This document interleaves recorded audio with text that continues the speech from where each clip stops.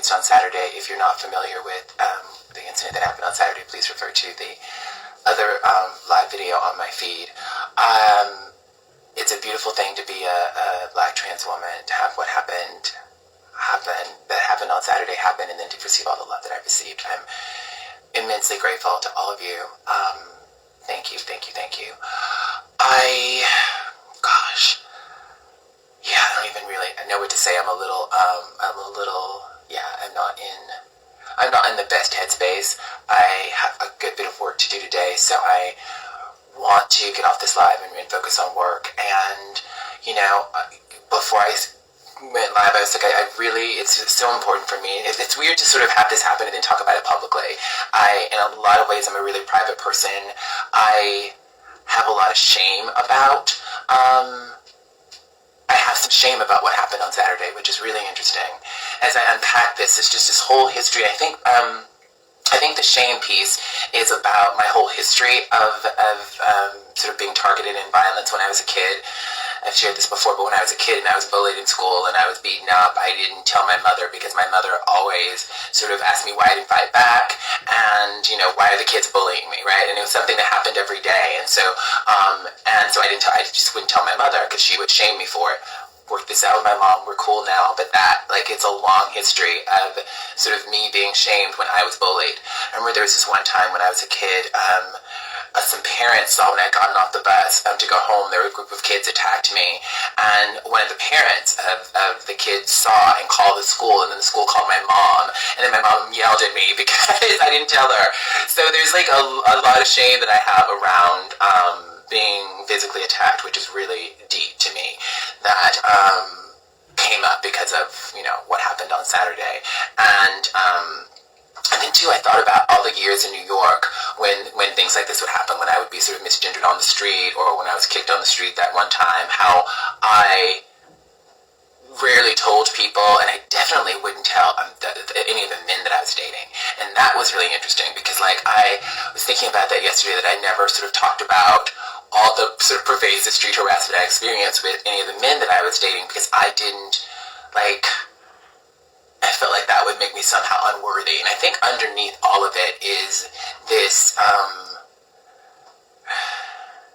shame around being trans in public, I think, and I love being trans. I've gotten to a place where I embrace my transness. I believe trans is beautiful. I know that my transness in part is why I'm magical. I really know that in my core, in the core of my being. But I think for a really long time, because I am a visibly trans person in public, that made me less than. And so I wouldn't tell any of the men that I was sort of dating all of the many years that this would happen, because I thought it would make me less worthy and they wouldn't want to deal with that. And I'm just being very tangential right now. I don't know what that has to do with anything. But I guess the point is, when something like this happens, a lot of stuff comes up, and a lot of stuff has come up for me over the past day or so. I checked in with my therapist. By the way, I talked for a long time on the phone with my brother. I talked to some girlfriends. I got a lot of people reaching out, supporting me, which was amazing. I think it's really important to have that when you have moments like this. My friend Joel, who was with me and who protected me and who got hit as a result of that, he's doing fine. Thank you to everyone who's asked about that. Lots of stuff comes up. So I think one of the things I want to say too is that the Los Angeles Police Department reached out to me. I didn't, in the moment, I pressed 911 and the incident was over so quickly that I decided I didn't call, and I didn't plan on reporting this incident to the police. A girlfriend of mine reminded me how important it is to report these hate incidences when they happen, so that we can have documentation. Data collection when it comes to trans anything is super duper important. And so the police reached out. I have spoken to them. I spoke to a detective today. It is my hope, and I know our communities have a very complicated relationship with the police, and I get that. I'm with you wholeheartedly on that.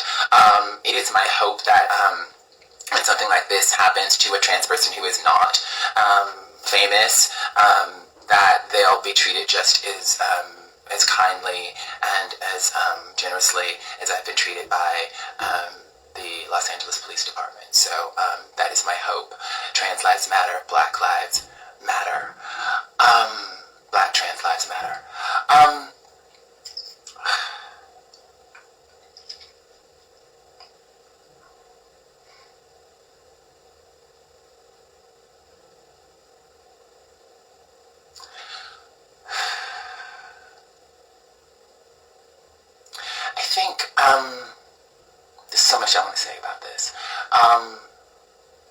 And I was gonna like make notes, and I was just like, this is alive, and it just needs to be what it's gonna be. It's been really important for me this morning as like this has triggered old shame tapes, old trauma patterning, that I remind myself that I will not be defined by this moment in my life, that it is crucially important not to be defined by violence that happens to you or the way that other people may see you. It's been really important for me to remember all the reasons that I'm here on the planet, all the lovely work that I have to do later today. It's been really important for me to remember that I'm magical, that trans is beautiful. And I think when things like this happen, for me, the shame piece of it is like, that is like, so it's an old thing, but it's definitely come up that like that I deserve to be targeted because I'm trans, that I deserve to be targeted because I am not, passable enough. That language is so deeply problematic, but like, I think that like those are the old messages that come up when something like this happens. And it is crucially important for me to remember that trans is beautiful, that me being visibly trans in public is a beautiful thing, and that to not give someone a reason to target me or someone that I'm with. When I've analyzed the situation, for whatever reason, this man was like, he needed to know, when he asked my friend Joel, guy or girl, the whole interaction was about him sort of gleaning what my gender was, which is none of his business, really. I'm walking in the park with a mask on and a hoodie, like talking to my friend. It's like, it has like, what someone's gender is who's just passing you by is actually really none of your business. And the fact that he just needed to know so badly, and this led to like my friend being attacked and having to defend me, is just absolutely and utterly ridiculous. And so that is the context of this happening. And so it's important for me to like not pile on all my shame stories on the incident, that this is something that shouldn't have happened, that this is something that's not acceptable. And it just made me think about like what it. And, my friend Joel was like, I can't believe he clocked you. And I was like, I get clocked and tall, whatever. And then I was like, and then Joel was like, he must have really been looking. And so I was just like, and there's all kinds of speculation I can have about what, and someone literally, I just read a comment, someone said I have a man voice. That is so deep in the context of what I'm talking about. And that is like what it means to be a trans person in America, in a world that people are constantly policing your gender. That is really, that like sort of epitomizes it, like the policing of gender that's constantly happening in the world, in public space. And I believe in this moment, my speculation, let me speculate for a second. My speculation is that this man was checking me out to such an extent that he wasn't sure about my gender, and he was checking me out because he was probably attracted to me, and he needed confirmation that it was okay for him to be attracted to me, and he went through all of these lengths to get that confirmation. And the truth is, it is fine to be attracted to me. You don't have to be interested in me. I would never have been interested in him anyway, so it's moot. And I think that is the thing. I think that is the thing for many of the men who are violent towards trans people in public spaces, that they often find themselves attracted to a trans woman. I'm just talking about trans women now. They often find themselves attracted to a trans woman. The trans women out there, you know what I'm talking about, right? They find themselves attracted to you. They catcall you, or they try to hit on you. They realize you're trans, or someone they're with realizes you're trans, and then all of a sudden it is not okay that they were attracted to you, and they feel their masculinity and their manhood is somehow being compromised because they were attracted to you. I think about the Elon Nettles case. Elon Nettles is a black trans woman who was murdered it was 2014 in New York City, and her murderer, the man who is now serving 12 years for her homicide, James Dixon, in his confession, he said that he was hitting on Elon and some of her friends, and then some of the guys he was with realized that Elon was trans and started making fun of him. And he felt like his manhood was being sort of challenged in that moment, and so he attacked Elon Nettles instead of attacking his friends. Instead of saying, oh, I didn't know you're trans, I'm not into that, but you're beautiful, and just letting her go about her life, he felt he needed to attack her, beat her into a coma. She went to the hospital that night, and 5 days later she died.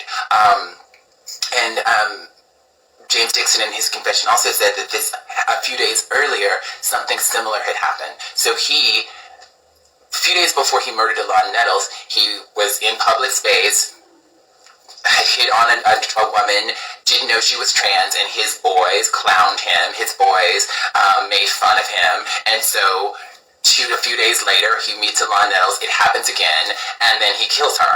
And so he's obviously attracted to trans women. Trans women are beautiful, why wouldn't he be? And and I've been saying this for a very long time and been criticized for it, but you being attracted to me is not a reason to kill me. A straight man being attracted to a trans woman is not a reason to kill her, to be violent towards her, and it's just, this is part of this is not the only reason why trans people experience violence, right? It's one of them. And it also made me think about, just Laverne is being tangential right now, but it also made me think about all the trans women who are flagged on dating apps, right? Like most trans women out there, you know what this is, that when we're on dating apps, our profiles get flagged, and then like the dating app will ban us. And what often is happening, and this has happened to me, I'm currently banned on Hinge and OkCupid. So I think for me, to be fair, I think the people think I'm imitating Laverne Cox on dating apps, so they think it's not really Laverne Cox. But I also think it's I have that I'm trans in my profile, but a lot of men swipe without reading profiles.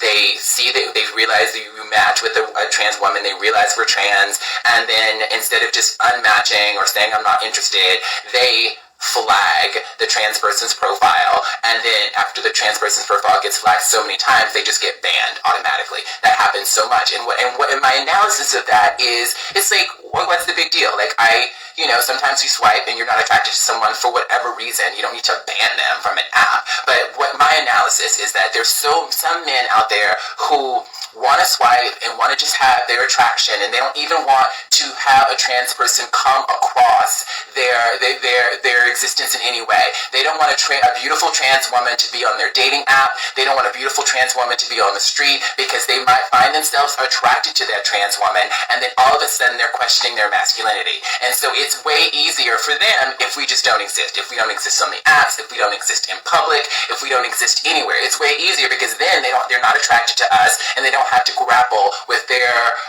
manhood, with their masculinity, and all of that. And I think this is a theory, this is me speculating, I get it, we can have a conversation about it if you think I'm wrong, but I think this is a huge reason why trans women specifically experience so much violence. Men are attracted to us, and why wouldn't they be? And they're not comfortable with that. And they exist in a context where other men make fun of them, clown them, question their masculinity, ostracize them from like male spaces, and that is a huge part of the work. I think ending violence against trans people, I've said this a zillion times, I think it's about access to housing, I think it's about access to healthcare, I think it's about having safer schools, right? I think all these things contribute to making the lives of trans people safer. But like, I was just walking in a park on a Saturday, with my friend, after having like not left the house in almost a week. I hadn't left the house since like Sunday. So we're just walking in the park, doing a social distance, like doing what I'm supposed to do, and we're attacked. And so we gotta change the culture. And I think these are conversations that parents need to have with their sons. These are conversations that men need to have with each other, where so that your attraction to a trans person is not, it's not a reason to be violent towards them. It's not a reason. It's absolutely ridiculous. We should not be dying or experiencing violence because men are attracted to us and don't want people to know about it. There's another moment, and I've talked about this many times too, another moment that I want to allude to sort of make my point. Mercedes Williamson, I've talked about her case many times. There's actually a BBC documentary about her case. If you just Google Mercedes Williamson. She was a trans woman who she's actually from Alabama, but she was murdered in Mississippi several years ago, and the guy that she was dating, he was a member of a gang, the Latin Kings. I don't remember her perpetrator's name, and they had dated for a while. Like, there's documentation. He even in his initial confession said that they had dated for a while. his gang members, even some of the gang members even met her when they realized she was trans. He was terrified that he would be ostracized from the gang and that people would think he was gay, and because people disavow the womanhood of trans women, so our partners must be gay because trans women aren't really women.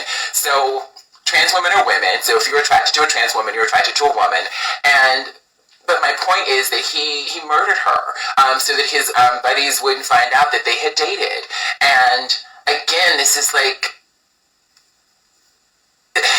this is just her existing, trying to like sort of live her life, and like she dated the wrong person and now she's dead. That is absolutely ridiculous. And so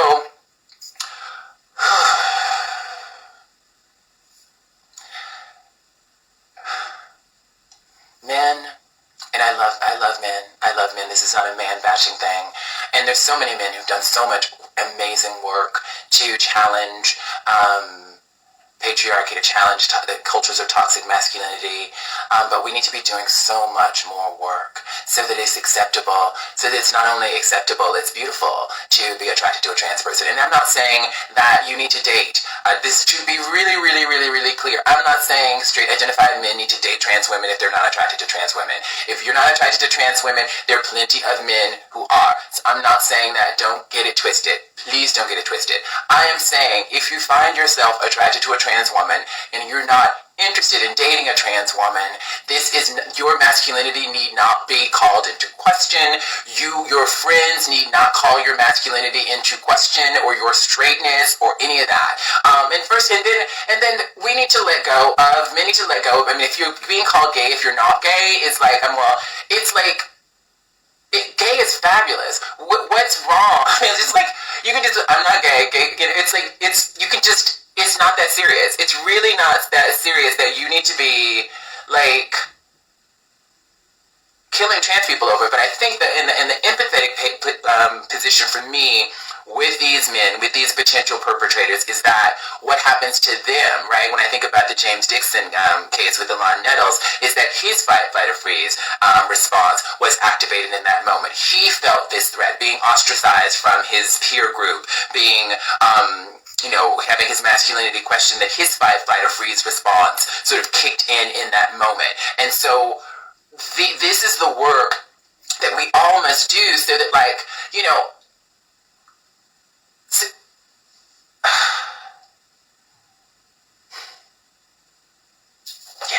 I think a lot of us are in a lot of fear, and we're scared, and we don't feel safe. And safety is really, really crucial for us to be able to function in ways where we're not in constant survival mode, where we're not in our fight, flight, or freeze response is not activated, and we begin acting in ways that become detrimental to ourselves and to each other. The constant release of, I've learned from experience, that the constant release of stress hormones from that fight, flight, or freeze response is not healthy, and we're not making the best decisions when we're in that space because we're thinking about our survival. So I guess my question would be to the James Dixons of the world, and the folks who've, perpetrated violence against trans folks and our friends and allies, is why is your sense of survival threatened by being attracted to a trans person? Why is your sense of safety so deeply threatened that you must extinguish the thing that you found attractive? That is the question that I would ask you, and with a lot of love and a lot of compassion. That is the question I would ask you.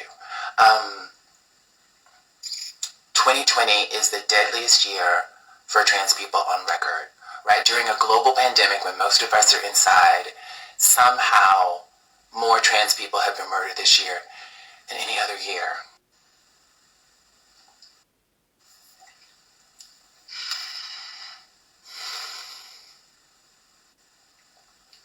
And that's the kind of stuff that gets triggered when things like this happen too. That I'm very aware of that, how we don't always survive when these things happen. I'm very aware of the violence that happens against trans people. It's just got to stop. It's just got to stop. It's just got to stop.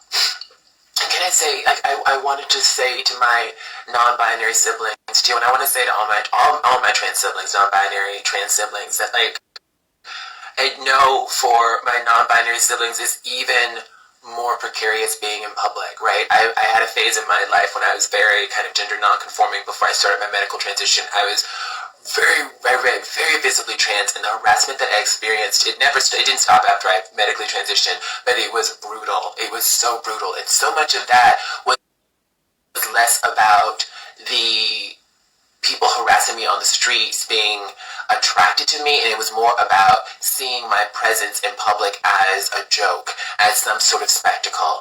And we really need to be critical of the ways in which, particularly when it's when these things are on camera. I mean, we've all seen many moments of trans people being brutalized on camera, almost as if it's a sport, as if it's some sort of public spectacle. And so there's another element of this, of like someone being, sort of being gender non-conforming in some way, or visibly trans, being sort of read as a joke. And I talk about this in our documentary Disclosure that's on Netflix now, but like that there's this piece of our presence in public being read as a joke and as some kind of spectacle. And so then the violence that people sort of perpetrate against us becomes part of this show. These kinds of things also need to be interrogated, and they need to stop. Our non-binary siblings need to be embraced, and they have it really, really hard in public. They really, really do. And I want to say to all my sort of more binary identifying and presenting trans siblings that we have to have love for our non-binary siblings, because the truth is, once you are read as a trans person in public, it doesn't matter if you're non-binary, it doesn't matter if you're cute and passable and gorgeous, and the fishiest of the fish, is problematic as that all this language is, it doesn't matter. When someone reads you as trans, you're in the same boat. We're all in the same boat. That we can be targeted in the very same ways. And so it is crucially important that we embrace our non-binary siblings in this fight, because we're all in this together. We really are. We must be. We have to be. And when this violence happens, and I was reticent to talk about this because I know when I hear about this kind of violence, it's deeply triggering for me. So I didn't want to sort of be a trigger source for my community, but I also thought it was important to talk about because I have the platform that I do. And I've always known this, but I think it's important that other folks know that it does not matter if you have 4.4 million followers on Instagram. It does not matter how many magazine covers you've been on or Emmy nominations you've had. If you are in public and someone reads you as trans,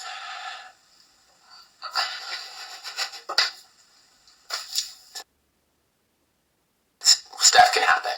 So that's why I'm talking about this publicly. And I hope it helps. I hope it makes some kind of difference. I hope that for everyone out there who has gone through this, who is going through this, that you have some kind of support system, that you're able to do some kind of work in the moment to ground yourself, so that the trauma of this, I definitely, there's a part of me, my therapy is about both and. My therapy is about, there's a technique in the community resiliency model of shift and stay. So, all this is about, so the body doesn't know if a trauma happened 20 years ago, by the way. So when you're triggered, like your body experiences the trauma as if it's happening right now. So what happened on Saturday wasn't just about what happened on Saturday. What happened on Saturday was also about what happened in 2008 when I was kicked on the street. What happened in 2001, 2, 3, 4, 5 when I was harassed on a train, or walking down the street when I was, beaten up by groups of kids when I was a kid myself. So that what happened on Saturday triggered all of that, and so those triggers are there. All the neural pathways in my body, right? All that trauma patterning was deeply activated in that moment. I was aware of it in the moment. I was like, oh shit, I am triggered. The trauma pathways, the shame stuff, it's all being triggered right now. Shame functions in the body the same way that trauma does. We go into fight, flight, or freeze when we're in shame, the same way that we do when we're in trauma. And but in the community resiliency model, the shift and stay philosophy is about really what else is true. It's about, okay, that yes, their neural pathways in my body are triggered, but like, is there somewhere in my body that's neutral or positive? Is there some resource that I can draw on that can reset my nervous system, that like can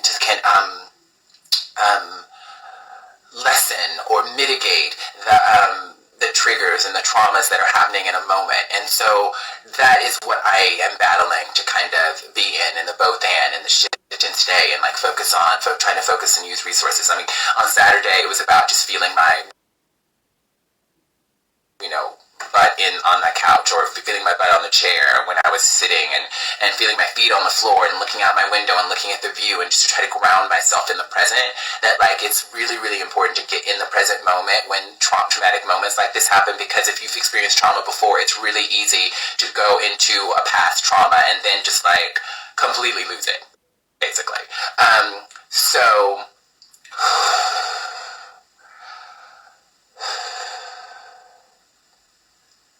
and I say all this because I want you to have, when things happen, and unfortunately things will happen, that you have tools, that you have ways to ground yourself and not be overcome by the trauma, by the grief, by the whole situation. That there, and the whole idea of shift and stay is that there are other things that are also true beyond the traumatic incident that has happened to you in the moment, and that can in the moment shift your nervous system. Right now, I think about all of you out there who are watching and who have sent me love, and who have said that I should be protected, and just a beautiful thing. It's a beautiful thing, and I hope that extends to trans people everywhere. That's not just because I'm like on TV or whatever, that you wholeheartedly believe that all trans lives need to be protected. Like, that's a beautiful thing, and that reminds me that I'm not, and none of us is like just the horrible thing that has happened to us, and that we're so much more than that. I think about the hopes and dreams that I still have for myself and for the world, and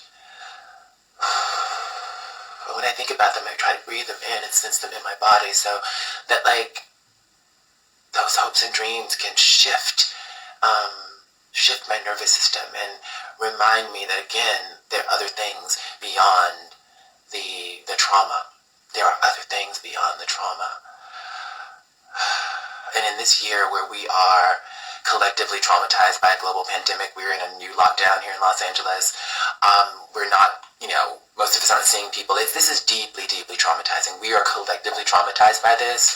For those of us who are trans, we are collectively traumatized by the deadliest year on record for trans people. For those of us who are people of color, we are collectively traumatized by the repeated murders that we are witnessing on camera of Black bodies in this country.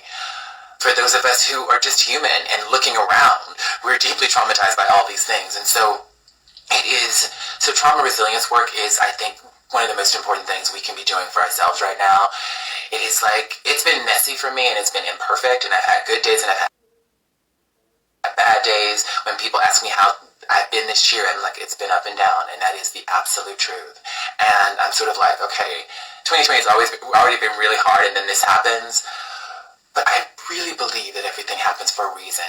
And it is good to believe that everything happens for a reason when something good happens. It is really easy to believe that. But when something challenging happens, when something happens that tests every fiber of my belief system, of all the trauma resilience, shame resilience, all the 20 years of therapy when something happens to challenge all those things, I also have to remember that this is all for a reason.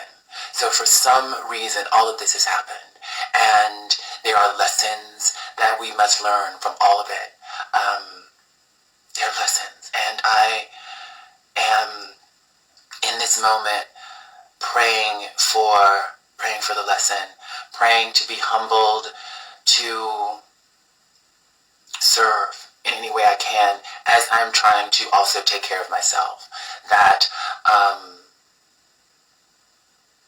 doing this publicly on Instagram Live is something, I wouldn't normally do, because I believe we have to, handle our stuff, that you have to, you can't pour from an empty cup. But I feel compelled, I think, to sort of share this process with you.